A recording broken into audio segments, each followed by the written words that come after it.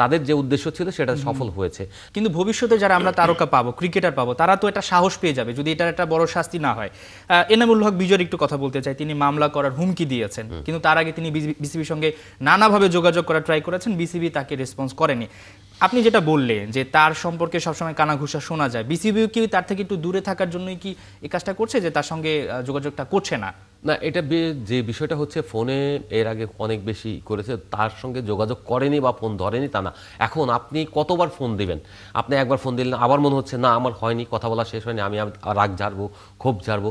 BCB যখন এই নামগুলো সামনে আসছে তখন বিজয় ফোন দিয়েছে, আমি যতটুকু জানি মিঠু সাহেবকে ফোন দিয়েছেন, তিনি প্রথম দিকে ধরেছেন এবং আরও কিছু কথা টথা বলেছেন। সেই বলার পর তার যে এক্সপ্রেশন, তিনি যে ক্ষোভটা প্রকাশ করেছেন, তার পরবর্তীতে তিনি কন্টিনিউয়াসলি এটা প্রকাশ করতে যাচ্ছেন। কোনো মানুষের পক্ষে তো আসলে কন্টিনিউয়াসলি ফোন ধরাও সম্ভব না।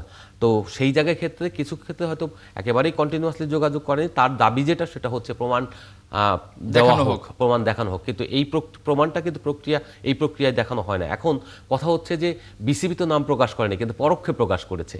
তাদের যে উদ্দেশ্য ছিল সেটা সফল হয়েছে।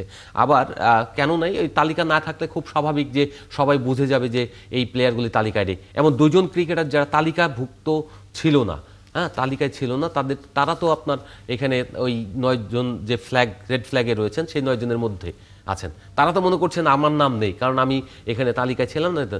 তারা তো আমেরিকায় রয়েছেন। আপনি দেখবেন আজকে দুটো জাতীয় দৈনিকে পড়ে দেখেন, আপনি সবগুলো রয়েছে, সেখানে এসেছে।